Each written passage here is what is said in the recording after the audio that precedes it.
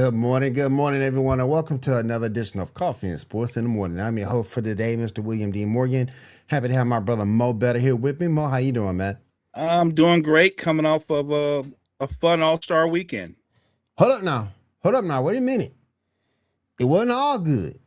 We got 80, maybe 85% good. But the thing I did want to touch about with you first, that damn dunk contest.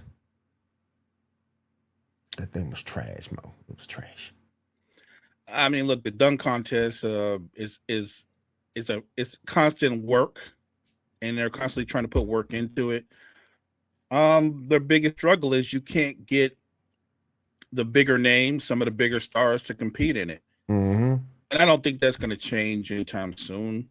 And look, I thought there were four competitors. Now, two of them shouldn't have been there at all, Right. but there were two, the two finalists who up until the finals, they had put on some really interesting and exciting dunks. So overall, I agree. Look, the dunk contest wasn't very good, but I think it was more about the level of talent that you had overall in the field. That was disappointing. And look, I'm a Laker fan. I'm going to support the Lakers always, but Jackson Hayes had no business being in the dunk contest. The young man from the Magic, he didn't even know he was going to be in the dunk contest, so he didn't have no dunks planned. So, look, it wasn't great. I enjoyed the All-Star game or the All-Star weekend solely on the fact that the three-point contest never disappoints me, and I really had a good time watching the actual games. I would call it more of a tournament, but watching the tournament because you actually had competitive basketball. Can we just go ahead and just for forever from this point forward, just ban Jackson Hayes from the dunk contest? Can we just ban him right now? I think Jackson Hayes is going to ban Jackson Hayes from the dunk contest. Um, or a family member. Somebody, they're not going to have him back. That thing was trash. Look, look. Some people's dunking ability is meant for more for game situations. Right. You know what I mean? Than it is trying to put on a show.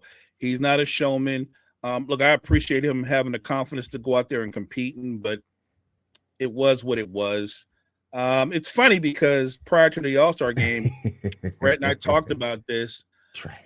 I picked Con Knipple and Dame as the two guys that I thought had the best chance to win in 3-point shootout. And lo and behold, good for Dame. Yeah. It's big for him. And it was a great moment overall for the All-Star weekend. Like I said, it was a fun weekend. I don't go into NBA All-Star weekend thinking about the slam dunk competition. I never do. It's an afterthought for me.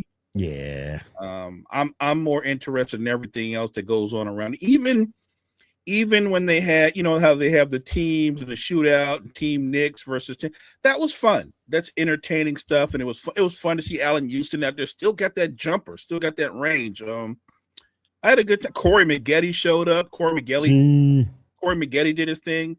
So again, it was fun. I saw a few players said that they would be interested in doing a one-on-one. That would be it would be interesting to make happen. I don't think it's gonna happen. Maybe for fear of injury, and I get that. But overall, I thought the NBA did a good job. Oh yeah. Oh yeah. Give me. I thought that even though the dunk contest was bad, three-point shootout was great. And it looks like it's going to be even better next year because Steph looks like he's throwing his name in a hat. That's awesome. Yeah, that is awesome. Thank you, son. The thing that I was impressed with was Sunday and the way they competed on the court. I was really impressed with those guys. They competed. The players faced a lot of scrutiny from the media and about not competing, and they really showed up. First of all, I was impressed by Kawhi Leonard. He showed that when he healthy, he can play.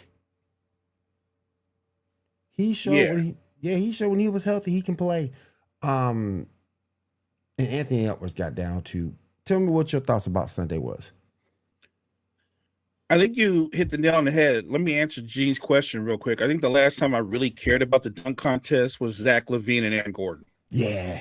That particular year, that matchup, I'll put that matchup against any matchup all time.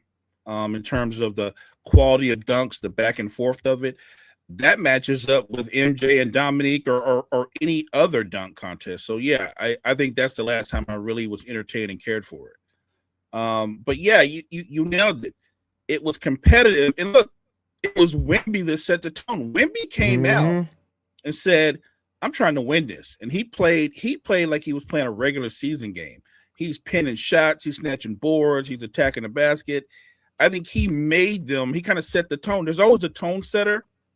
Yep. And this was mentioned before. The guy that was the tone setter for more than a decade was Kobe, because Kobe understood there was a showmanship aspect to the All-Star game, but there's also a competitive aspect, and Kobe was always the tone setter. So I thought the tone setter yesterday was Wemby, and then the guys that quickly responded to it were guys like Kawhi Leonard, Jalen Brunson. Like, they got after it. And it was fun to see. And to your point about Kawhi Leonard, when Kawhi Leonard's healthy, top 10 player. It's not a question.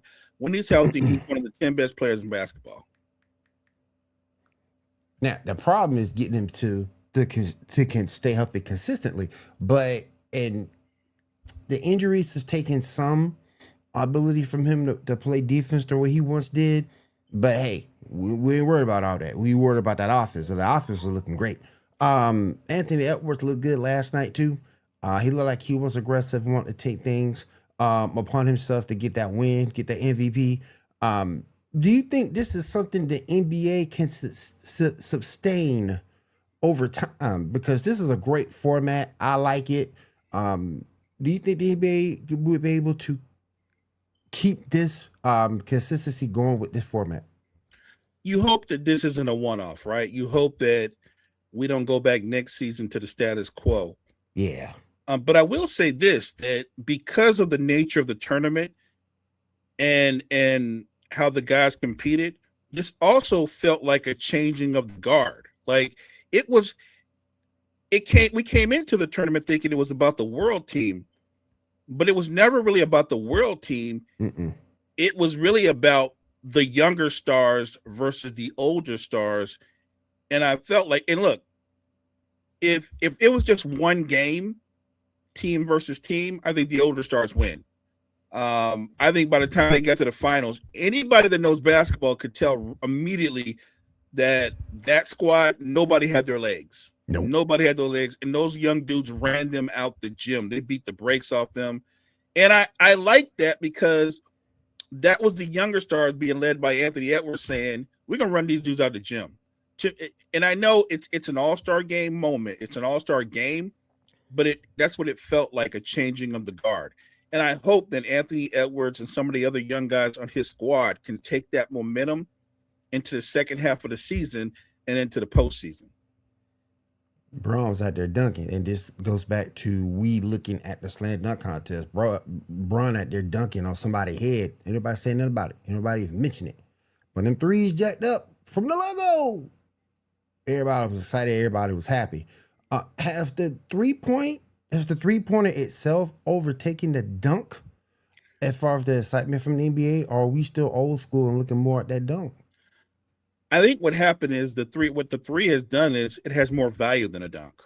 Like, look, we still raise up when a guy gets a dunk and he dunks on somebody's head or does something spectacular. But now, if a guy comes down court and hits a 35-footer over a couple of defenders, I feel like that has just as much impact. And more importantly, in terms of the game, it means more. The three has more value, right? Yep. So in a lot of ways, yeah, I think that the 3-point shot, I'm not going to say it's replaced the dunk, but it's more valuable than the dunk. And nowadays, in today's NBA, it gets just as many oohs and ahs. Okay, so I'm about to ask you an egregious question, but you will be the person to ask. Who got the better midi? Kawhi, KD, or SGA? I still think it's KD. Okay. I look, Kawhi's tremendous. Obviously, you know what I feel about SGA as a player. He's a monster, but we're talking about a 7-foot monster that he can give you the midi from the right corner, left corner, center, as well as just taking you off the bounce. So those other two guys are incredible. But if I'm saying out of those three players, I would still take Kawhi, or I would still take KD.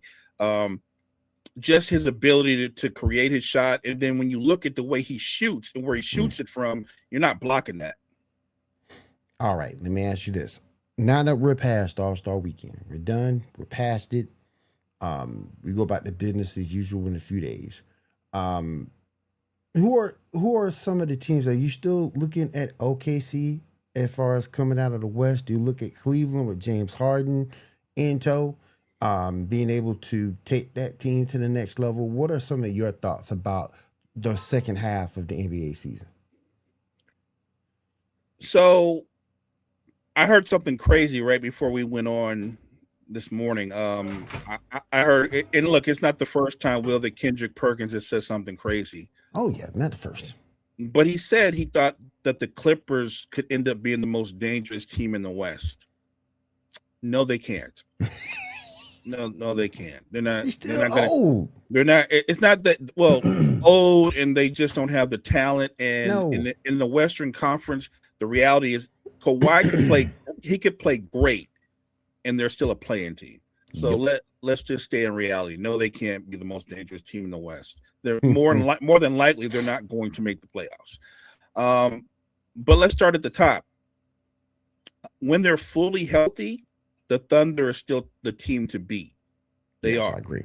And based off of what he's done this year, now what may happen is he might not play enough games to qualify for MVP. And I'm talking about SGA. I think him, Joker, and Wemby, they're all coming up on. I think Wemby can't. I don't think he can afford to miss even another game or something like that. So, but assuming that he might be able to hit the 65 game mark, SGA is going to be the MVP again, and he would be deserving of it because he's been without his second best player most of the season, and they had the best record in the NBA. They didn't miss a beat, that primarily because of what he did and how he's played. I think this season he's made a stronger case for MVP than last season. So I think that OKC fully healthy is the team to beat. If they have a kryptonite, if you want to call it that, I think the toughest matchup for them is San Antonio. Yeah. Because San Antonio has as much depth. They're more athletic than Oklahoma City. And then they've got a one-off because Wemby's an alien. And and OKC hasn't figured out how to guard that alien. Now, what's your thoughts on Denver? Get Joker healthy, get Aaron Gordon healthy. Denver always is going to have a shot if they're fully whole. Remember, they took OKC to 7. That series goes either way. Yep. If it goes Denver's way, maybe Denver's a 2-time champion and we're having a completely different conversation. So I really think there are 3 legitimate threats in the West. And I think it's the defending champions. I think it's a healthy Nuggets. And even though my gut tells me they're a year away, sometimes when you're as young as the Spurs are, you don't know what you don't know, right? And Wemby is their best player, but the guy that sets the tone for them is Castle, right? Yep. Castle's the dog on that team. Wemby's the best player, but Castle is the alpha on that team. And I think when you've got a guy like that, you have a shot. When you've got a Dylan Harper who's a rookie but plays like he's a 10-year vet, when you've got Keldon Johnson, Devin Vassell, that kind of depth and that kind of talent, yeah, I really do think, even though they're young, the Spurs are a scary matchup for anybody. And I know a lot of people are going to say the Rockets. I think the Rockets' problem is I don't think they have enough shooting. And more importantly, they don't really have a legitimate primary ball handler, and it shows more times than not. They need a legitimate point guard before I can say they would be in contention. They need to get that position addressed. Hopefully they will, if not this season, next season. Because I still think we haven't seen, because without a point guard, we still got Van Fleet. Hopefully he comes back healthy. But I just think with the Rockets, they're still a work in progress because you haven't seen that point guard and what they can do in the regular season. So I'd like to see that before we start saying that they are title contenders. Now, let me ask you, and I want to flip it over to the East for a second, and the Greek Freak. It, at first, it looked like Milwaukee was taking suitors for Giannis. It looks like they were, but then they ended up not doing it. Do you think that's a mistake, and do you think we'll see him being traded maybe in the offseason? So different franchises go about dealing with franchise players, transcendent players, different ways. I remember near the end of Kobe's career when obviously he'd come off the horrific injury. He was nowhere near the player that he had been, but they decided to extend him anyway, and bring him back when a lot of people thought it was time to, start fresh. I'm not saying trade Kobe, but move on from him. And Right. they brought him back, which there's nothing wrong with that. That's a franchise showing loyalty to one of the greatest players ever, but it did ultimately cost them. They weren't good. Mhm. They were really bad for a reason. Um, and I think that Milwaukee's kind of thinking, they're pondering that right now. Like my gut feeling was if they didn't trade him this season, a lot of people were talking about suitors are going to be coming at them in the offseason. I don't believe he's leaving. I believe that Milwaukee is going to give him the supermax, extend him, and try to put supplemental parts around him to make another run. And look, Dirk stayed with the Mavs. Kobe stayed with the Lakers. Duncan stayed with the Spurs. It happens. Mhm. It might well be Giannis's lot in life is he will be a lifetime Buck. They're probably not going to win another title, but that doesn't mean he can't make them relevant. That doesn't mean that he can't make more All NBA teams, more All Star teams. Like he can still get individual accolades and add to his resume that way. So I'm leaning more towards he's going to end up retiring a Buck. I think he stays with the Bucks. I don't think he moves. All right. Let me get back to more of the NBA as a league itself. Um, how can we fix this tanking issue? How can we fix that? I think Adam Silver's got to be the leader on this, more out front on this, and he's tried. Right, obviously, if Yep. you look at some of the penalties he put out there, but I don't think like I agree with Wemby and others that you can't penalize franchises into not tanking. They're going to still value the tanking more than your penalties. Right. So I think he's going to have to come up with another solution. You know, for you know this, Will, that for years you could book it for certain franchises, the Kings, the Jazz, the Yep. Hornets. Like there's like 4 or 5 franchises, the Wizards, the usual suspects that are always right there at the lottery. And I don't mean once in a while, like they're perennial front seaters at the lottery. Oh yeah. And to me, I don't think you can keep rewarding failure. And by the way, the Kings being at the lottery, the Wizards being at the lottery all the time, it hasn't benefited them. No. They just keep going back to the lottery. One, they don't know how to draft. And two, when they do get talent like the Kings, well, they give up on it too soon or they trade it away because they don't know what the hell they're doing. I, Agreed.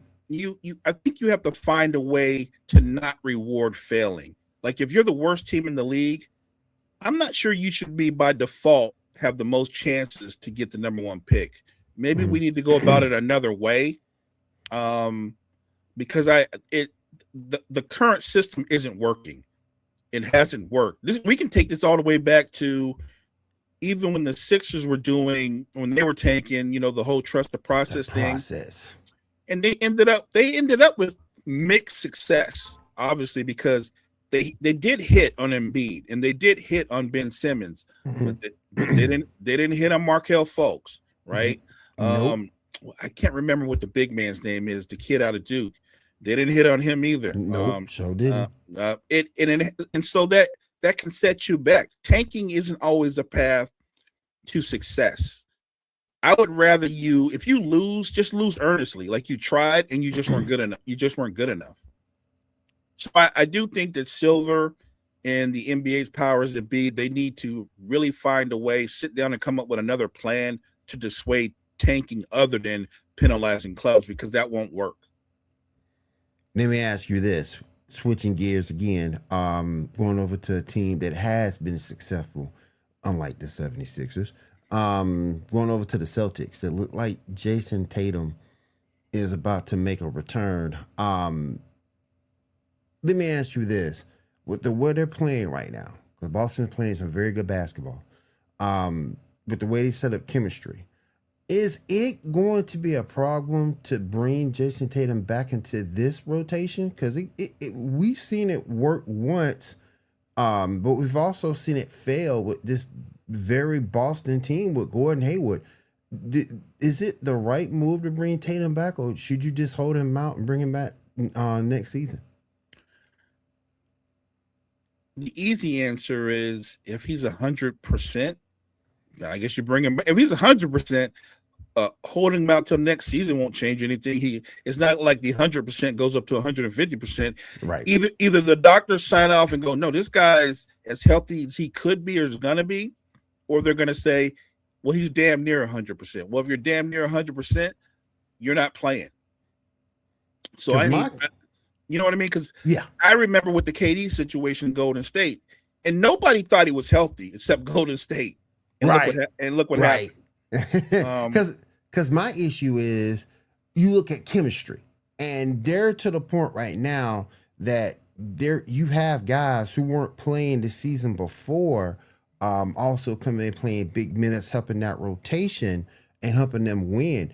Jaylen Brown is playing like MVP level right now. And my concern with bringing Tatum back, why would you cut into that chemistry? Even if he's at 100%, why would you cut into that chemistry? Because you're doing so well without him. Why would you bring him back again to cut into that chemistry that you fought so hard to build? It could be somewhat of a challenge on any coach. No, I think it can be a challenge. I agree with that. But I will say this though: that system that they run, Tatum knows that system inside and out. This is true. So I get it that he's a huge piece, and guys that are currently getting more shots than they've ever gotten before will get less shots when he returns. But I think that what I would tell people is the Jason Tatum that's returning to the Celtics, it's not going to, at least this season, it's not going to be the guy that averages 27 points a game. This will be Jason Tatum with the roles reversed, where he'll be more of a second or third option. Right. And look, if he can be an effective second or third option, it's a bonus for Boston, especially in the Eastern Conference where they're competitive right now. I think the East, even though Detroit's number one in the conference and New York's there, and obviously Cleveland's going to be there with the move they made, if they can get Jason Tatum back, let's say he averages 19 or 20 points a game, but shoots a high percentage in a lesser role, I think the Celtics could still win the East this year. All the teams that we have right now, give me a team that you trust to make it in the East and a team that you trust will make it in the West. Probably got OKC as that team that you trust in the West, but who do you trust in the East to make it? I don't know if I could use the word trust. Let me start this way. I'd like to see a team like Detroit to go on a big run. Right. I honestly don't think. I think the roster they have, their roster construction, it is very similar to the roster construction the Bulls had years back, where you had Derrick Rose and he was surrounded by a bunch of dogs and overachievers that did the dirty work. Yeah, let's chill. Right. And I still think that Detroit needs a number 2 option. I think they need another guy. They're another guy away, to me, from going to the – they'll still be competitive. I just don't think they have enough. I think the Knicks have more overall talent. Cade Cunningham in the Knicks-Pistons series could be the best player in that series, and the Knicks still win. Yeah. Right. So I think the team in the East that I would lean more towards, even with all their flaws, it would be the Knicks. If I had a dark horse in the Eastern Conference that nobody's talking about, it would be the Sixers. Ooh. A fully healthy Sixers could be the scariest team you want. Look, they're not a perfect team, but I'm talking about No. fully healthy Mhm, with what you've seen from this version of Embiid. mhm. I think the Sixers are a tough matchup for anybody when they're fully healthy. So I look at the Knicks, I look at the Celtics. I mean, with the addition of Tatum, and obviously what the Cavaliers did by bringing in Harden, which is a huge piece. I get why those would be the front runners, but if it's sports, so we always look to the underdog. I think the Sixers are the team that can come out of nowhere and upset people. Maxi is so doggone quick, man. That He's a that, that blur. that's gonna be tough. That's tough, man. You saw it yesterday. In his little playing time that he got in the All-Star game. He is so quick off, man. He said, I actually thought Anthony Edwards and Maxey set the tone in the championship game. Yeah. They just came out and just established right away that, oh, if you don't have your legs, we're gonna run you at the gym. And there was nothing the older team could do. Like they were just sizing these guys up and blowing by them at will. I really think that the older stars' goal was to make sure the world team lost. You know what I mean? Like Yeah. I'm not saying they weren't being competitive, but they were making sure that as long as they lose, as long as we take care of them, and they did we that. take care of the Right, young guy. Yeah. and I'm not saying they quit. The young guys blew them out. They didn't quit. They didn't have their legs. They just got blown out. Yep. They outright beat them. Oh yeah. And I enjoyed that. Look, Maxey is so quick. You know this, Will. Like you look at a guy like Maxey, and he's at the top of his game, throwing an Edgecombe, Embiid, Paul George when he gets back. Like they Quentin Grimes, they have a roster. Mhm. And like I said, they're a tough out. They wouldn't be my favorite, but they're a tough out. Damon is up here asking about the Hornets. What you thinking about the Hornets? As a fan of the game, I love what the Hornets have done over the last month. It's like somebody flipped on a light switch and suddenly they're competing on both ends of and they're not a great defensive team, but they're a really interesting offensive team when they play with purpose. So you're getting the best version of LaMelo. Miller's playing well, and then of course the guy that I think that sets the tone for them, Con Knipple. They've turned it around to me. LaMelo's their most talented player, but Con Knipple sets the tone for that team. A rookie sets the tone for that team. So look, I love it, and I hope they can sustain it. I think it's good for the NBA if a team like the Hornets can play their way into the postseason. Get some new blood up in there. I think that's a good thing. Oh yeah, I agree. I totally agree with you on that. Now, what about the Raptors? I think the Raptors are they're an enigma because the names are familiar. RJ Barrett, Scotty Barnes, Mm-hmm. BI. They have talent, but I feel like the three guys that we just named offensively, they're very similar. And I don't know that if they necessarily fit together. Like Scotty Barnes is kind of the do everything guy. He's clearly the best player on that team. And I asked this question before. There's no question that Scotty Barnes is their best player. The question I have about Scotty Barnes is, can he be your best player and you be a title contender? Right. And I lean more towards, if you're going to be a title contender, Scotty Barnes is probably your second best player. Good point. Let me ask you about the Magic. That's a mess. That's a mess.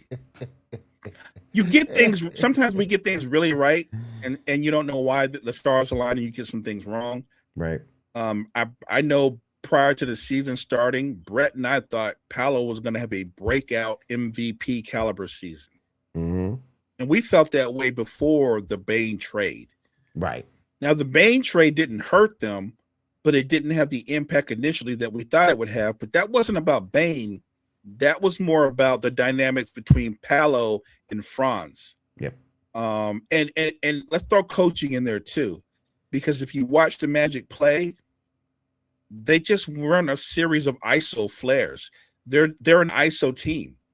And Paolo and Franz have yet to prove that they can play consistently well together. I don't. Maybe it's because they're so similar, it doesn't work. I don't know. Because I don't think you can. Because I don't think, and I didn't mean to cut you off. I don't think you can win a championship just playing iso ball. No, I'm with you. I think the Magic are in danger of not making the playoffs. They might still make it, but the way they've played this year, the disconnect, the lack of chemistry, they're not going to go on a deep run. And you have to do more. Well, you're right. They don't move the ball very well. They have a lot of talent. Remember, we're talking about Paolo and Franz, but don't forget the kid Anthony Black. Anthony Black is going to be a star in his own right. And Desmond Bane has picked it up and looks more like Desmond Bane. But the problem is there's just a lack of chemistry, and they don't really run a system. It almost looks like they play street ball. My turn, your turn, my turn, your turn. And they don't play defense the way they did the last couple of seasons. So I'm not talking crazy because I've heard people say, well, they should probably trade either. You're not going to trade Banchero. You're not going to trade Banchero. No. But you do have to find a way to get the best version of him. And if I were going to criticize Banchero, I would say for his talent, Will, and for his size, he settles too much for jump shots. When you're that skilled off the dribble and you're about 245 pounds, you should be wearing people out getting to the free throw line at will. He should be shooting 10 to 12 free throws a game. Yeah. And he's settling way too much. The difference between him and Franz is all Franz does is attack the basket. Franz is the more aggressive of the two. Franz does not settle for jump shots. Franz takes everything to the rack. So if you're going to say which one plays harder, I think it's Franz. Which one is the more talented, gifted player? It's clearly Banchero. So I think that's more about system. That's more about coaching. And if one of them were going to get moved, it would be Franz. Yeah. That'd be interesting where you would send him, because I know Golden State was interested in him at one point. I think a lot of teams would be interested in him. He's a bucket getter. Oh, yeah. That'd be interesting. Let me move on over to the West real quick. I'll call them, I know it's your team. I'll call them the biggest tease in basketball, the LA Lakers. I'll call them the biggest tease in basketball. Can the Lakers make some noise? Can the Lakers make a run? I'll use the phrase, so I'm telling you there's a chance. But if I were a gambler, and I'm not a gambler, I wouldn't put money on it. The Lakers, let's start at the obvious part. They're not a good defensive team. No. They can't stay in front of anybody. And you would think that, and I think they may have tried to address their weaknesses. They wanted to get a perimeter player, a wing, an athletic wing that could defend and score, but that's easier said than done. Yes. And I think they were trying to connect with the Pelicans about Trey Murphy or Herb Jones, and the Pelicans made it clear we're not trading anybody. And so the Lakers are going to go with what they have. And so what they have is they have a team that when they're on offensively with Reeves, LeBron, and Luka, if they play at their pace, they can almost surgically dissect you. The only problem is if they can't control the pace and it's more up and down, they can't stay with anybody either. They just don't have the legs. And they've got, I would argue, 4 of their 5 starters can't guard anybody. And that's a problem. So do I think the Lakers potentially can make a run? Yeah, you could always say potentially. Realistically, no. I think they're a second round exit. I think it was Stephen A. who said that if you get LeBron, particularly the last game he played before the All-Star break when he had that triple-double, a healthy Luka, unhealthy AR, that they could make a run. I'm sorry. I'm just into the boat of, because of their defensive deficiencies, that and I don't like their bench. They're just a tease to me. They're not a serious contender to me. One wrong matchup, they gone. I agree. They're top heavy too, right? So all the firepower is in the starting lineup, right? Yep. And then you go to the bench and you're hoping for production. from different players, and you're not really getting it consistently. Well, at least Um, they finally got rid of Gabe Vincent. Yeah, I guess that's something. But and look, a lot of people were talking about the triple double right before the All Star break. I would just say you have to look at who they played too, right? True, Like true, they didn't play world beaters. true. They sometimes the competition or lack thereof matters. So true. So maybe more than any time in this current NBA, there are a lot of nights and a lot of teams that don't bother to show up to play at all. Yeah, yeah, So you're going to have those blip games where people put up huge numbers because there's a lack of competition. There are a lot of really good teams, but I would say that the bad teams balance things out. yeah. The Lakers are entertaining to us, Will, because of the names LeBron, Luca, and then you got Austin Reeves. Mhm. Just when you say those three names, you should go, wait a minute. So they've got two All Stars, one guy that was almost an All Star in his own right, Mhm. and we think they're a first round exit. Yeah, because they just aren't good defensively. They're not good in the half court set defensively, and they're one of the worst teams in transition defense because they don't run. They don't have the legs to run like that. So that's just the reality of it. Could the Lakers beat a team? Could they upset a team like the Rockets? Maybe. But that'd be an upset, though. I think it still would because you would still look at the Rockets with Şengün, Durant, and Amen Thompson. Like they've got talent. They just don't have a floor general. Hey, man, why we got to go P. Will, man? Why? Okay. Why? I don't understand how that man is still on that team. I don't get it. I don't get it. Why are the Bulls holding on to Patrick? Billy Donovan. Why? Maybe Billy Donovan thinks he can coach him up still. Oh, man. Somebody needs to tell me, and it's not on Billy Donovan. Really, you should look to the GM. The problem with the GM is I think the GM did try to move Patrick Williams, but I think that other teams in the league were like, "Nah, we're good." Yeah. You know, like I don't think they would mind taking him. The problem was the Bulls gave him that contract, and everybody's like, "I'm not taking that dude with that number." Right. That's a big number for him. Right. When you look at what he does on the floor and his production, yeah, it's not worth it. All right, I'm gonna ask you another question, another theory question. Give me an NBA team that's like right there, like on the cusp. If they got one thing, if they got that one thing, like you mentioned with Detroit, if they get another score, give me that one team for that one teeny bitty thing that they need. You give it to them, and they become successful. They become champions. Give me that team that's on that cusp. We started with them. It's Houston. Yep. They've been playing point guard by committee most of the season, and they've gotten by because they are talented. When you've got a big like Şengün, who's a 20-10 guy and a good passer, when you've got Durant, and then you've got a guy like Amen Thompson, who is one of the elite defenders and athletes in the league, you're going to be right there. Not to mention the other guys like Tari Eason. They are a talented team, but I think they desperately need. And Reed Shepherd has had moments, but he hasn't been consistent in terms of what he does on both ends of the floor. Like he's worked at it, but he's not a good defender and he can't really stay on the floor. I think Houston desperately needs a point guard. And I know you mentioned maybe this is more about next season. The only problem I would say with next season is that's another year on Durant's body.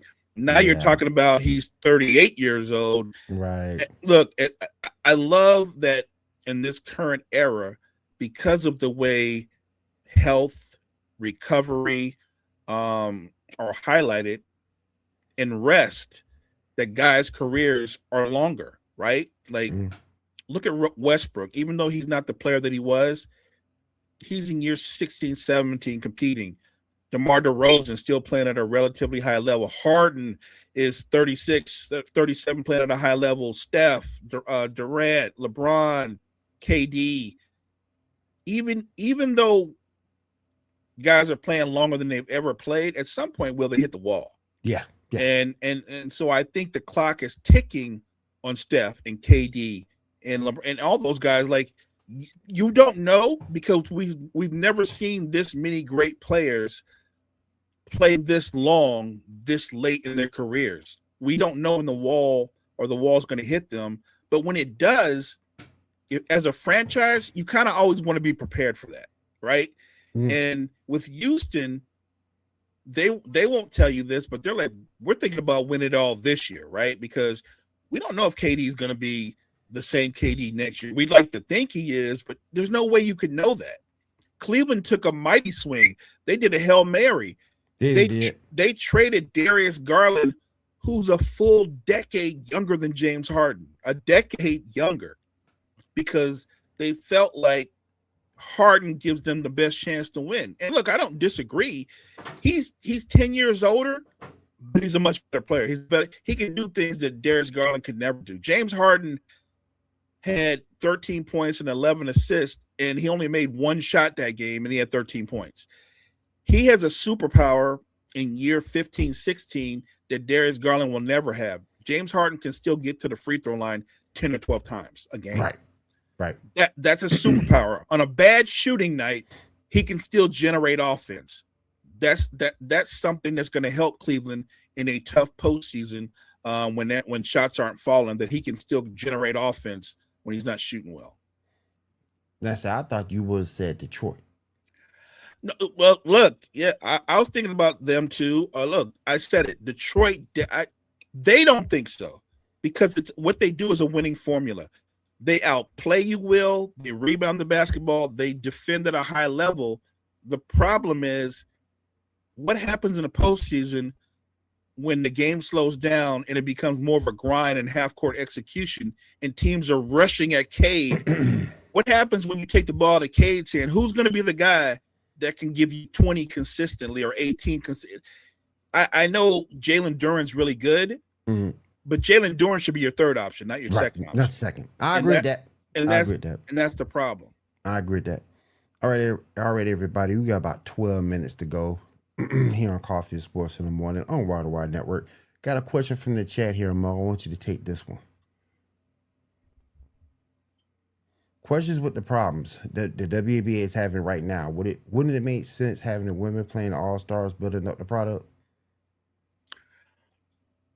I mean, I think it would have been interesting. I don't think the product's the problem.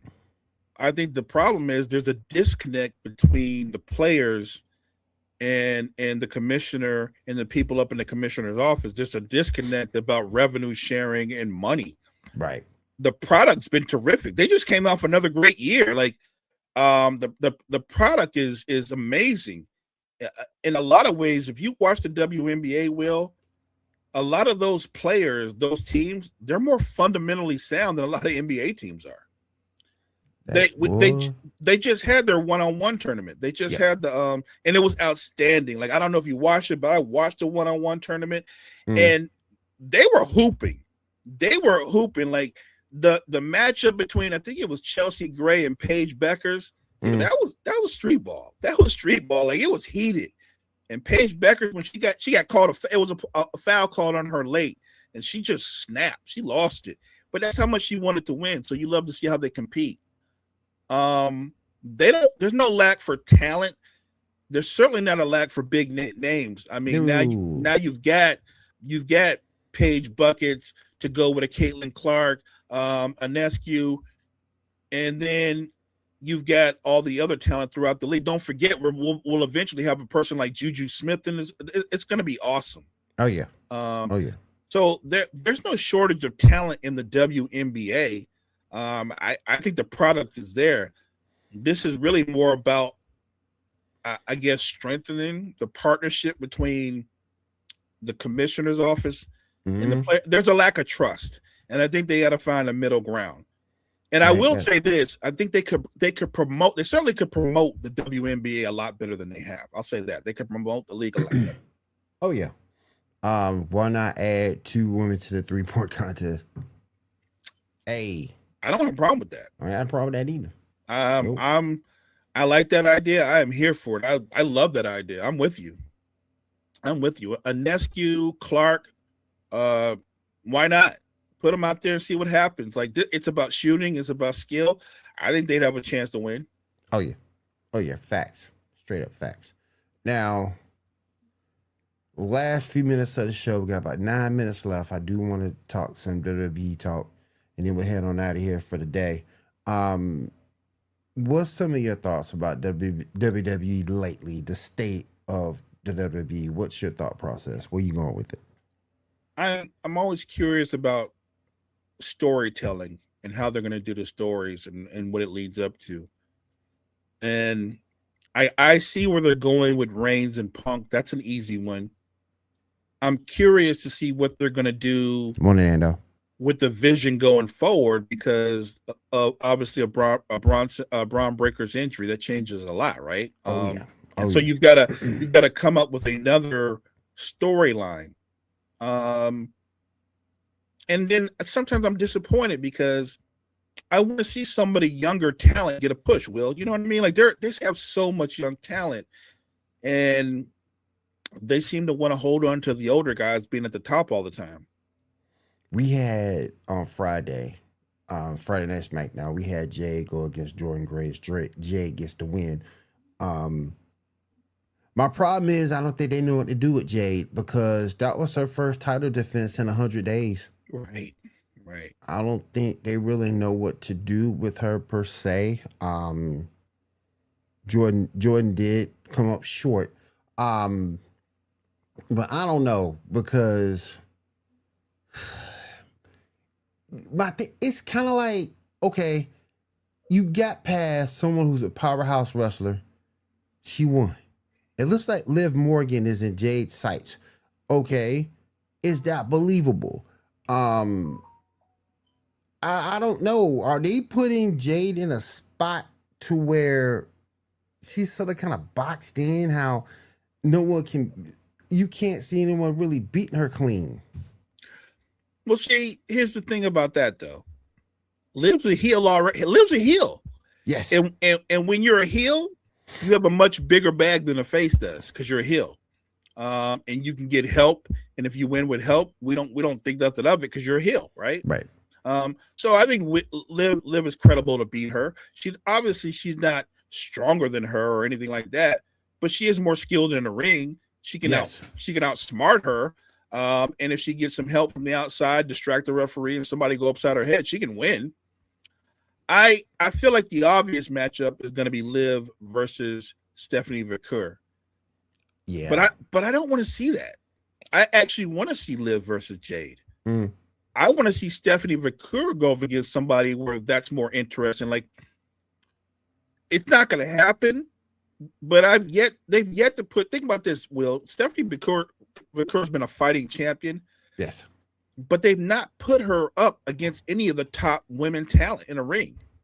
Like, they put her up against good talent, but I'm talking about at the very top of the roster. Very top of the card. Yeah, no matches against Rhea. No matches against even Tiffy Time. Like, when are they going to put her up against some of the top stars to defend her belt? Because I'm a fan of hers, but right. I think you only get elevated by the talent that you're in the ring with. And obviously Rhea being a tag team champion, her and Io, it looks like they'll probably end up defending those maybe at WrestleMania, which means that Rhea's out of the singles picture. Yeah. So it's kind of disappointing from that standpoint. And then with Bianca Belair's health situation, she's probably not going to be competing anytime soon. So that's disappointing. It is. That really is. All right, we're almost out of time for today, my friends. I want to thank everybody for coming through. I want to thank everybody in the chat. I want to thank, real quick, let me show this real quick. Triple threat, Liv versus Stephanie versus